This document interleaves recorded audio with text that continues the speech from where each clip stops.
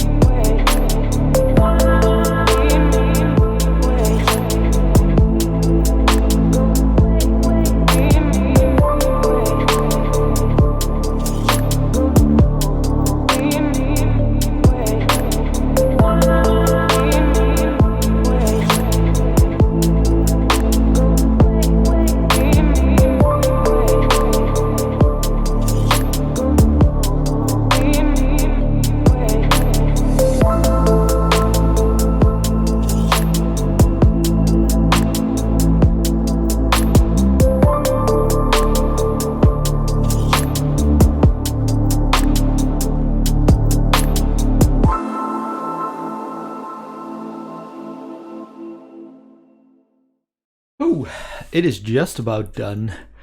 Uh, I gotta tell you, this was a tricky build. I'd been working on the church design for a while in creative, and I was fairly happy with it. I'm happy with how it turned out, but this took way longer than I expected. And especially, I'll sleep in a bit, but I especially wanted to look at this at night because the windows at the front, a little bit of lighting behind it. Yeah, I really like that effect. Might I have a bit of glowstone in there, and I might add it in there as well.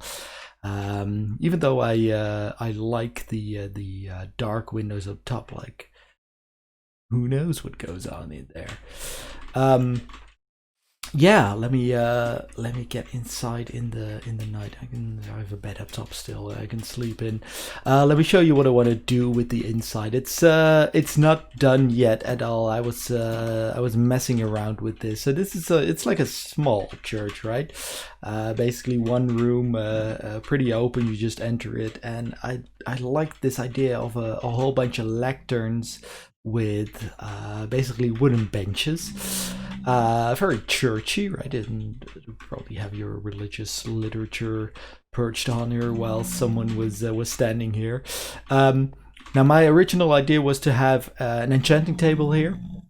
I might still do that, but it's not a top priority because I don't have XP anyway here.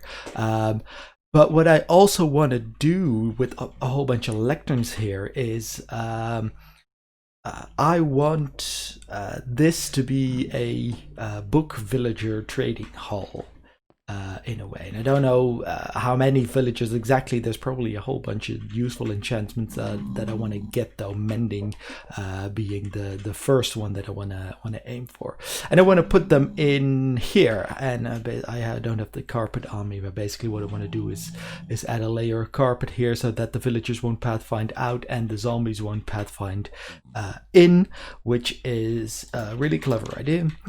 That is, I saw it somewhere on the video. It's a really clever idea that I came up all by myself. Now, I'll put a reference to that in the description if I remember and if I can find a good reference. Let me actually sleep here. So yeah, I'm gonna play around with the build some more and then catch you guys afterwards again.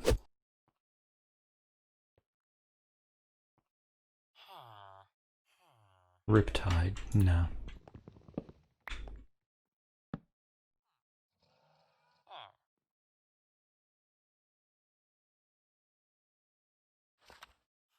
Sharpness 1. Okay, now.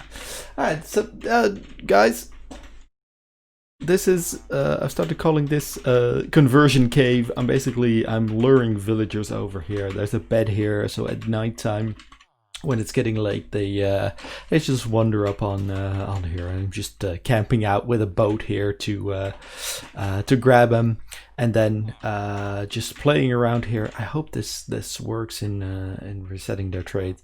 Placing the lectern here, looking at what the trades are, and replacing it. And I've been basically spamming that. If the trade is good, I'll trade with them to lock them into their profession with trades, and then shoom them out of here.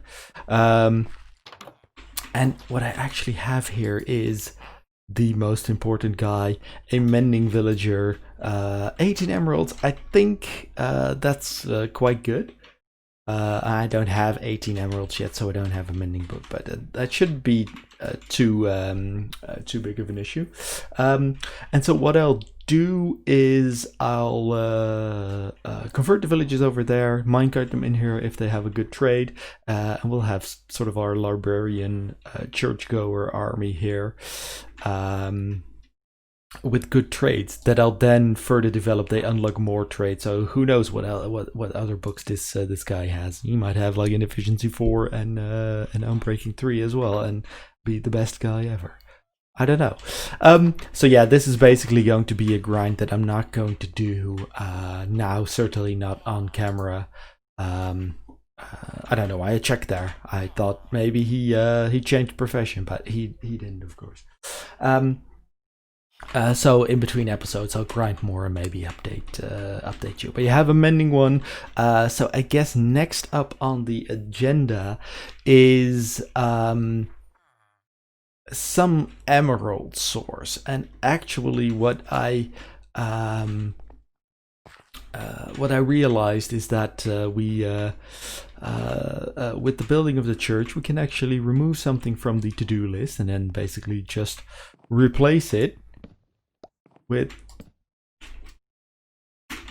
emerald farm of sorts. Let's check out the So I don't know what that'll be exactly, but you know, we'll see about that. And I can also update the map, which now features the church. And I realized I didn't even address it. I made a little pathway up to the church, sort of a rocky pathway with lighting. I wish there was sort of cables that you could put between them as a sort of an edge, because you know it gets quite cheap and wouldn't want anyone to get hurt. Yeah, so with that, I think the church build is done for now. I mean, I'll have to terraform this side as well as the other side and behind. But you know, that's for another episode. And what I actually thought, like churches have sort of cemeteries next to them, right? So I thought this could maybe be a good place for a cemetery. Well, I know we'll have to see sort of how big that would be. Maybe build that out and then terraform below that. I don't know. It's just thinking out loud here. But the main building is done. We have a place for the first set of our villagers. Quite an important set. I think we maybe have the most important villager, because all the other, or most of the other enchants are available through the enchanting table. It's just that mending is not. I really like it when it snows. Yeah, this is good. I need to find. I think it ends. Oh. Okay. Guess we can sleep. Maybe that resets it.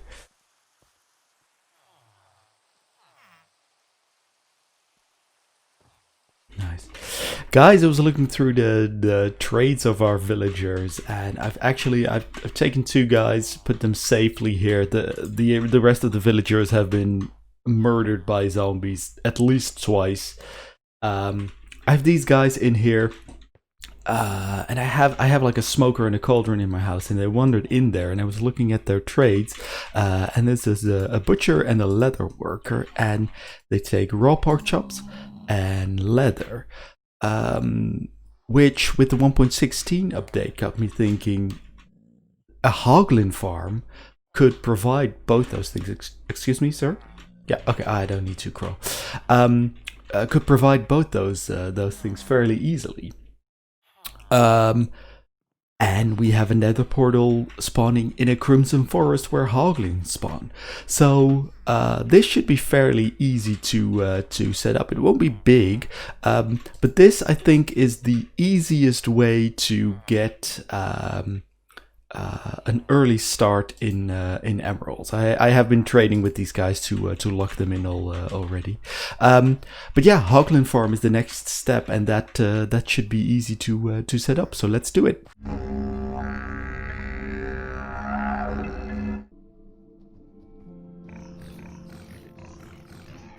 This is a fairly crude design of a Hogland farm, a basic and hideous, but it works. These are just the blocks that I had on hand. Cobblestone was the easiest, and I guess it works. Now, because we're in a crimson biome, I believe the only mobs that spawn are hoglins and piglins, and because it's lit up, I think the only thing that spawns here is hoglins.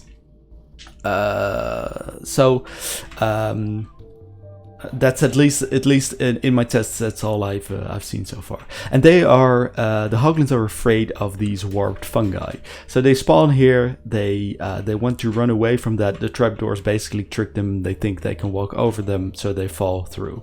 And because this is symmetrical, that it doesn't really matter that they can run over it. But they'll just ping pong back and forth and then end up dropping in there. When they die, they drop raw pork chops and leather, and here's just a minecart collecting that. Now this is fairly small. It's relatively slow, but it works okay. This can be expanded in that direction. Maybe even wider, and probably layered up on top, so just need layers of 2 or 3, I think. So this is definitely expandable, and I spent a night AFK here, and this is the yield. So definitely more pork chop than leather, but a double chest's worth, which is a good first sort of emerald source. So yeah, this pretty happy with how this turned out.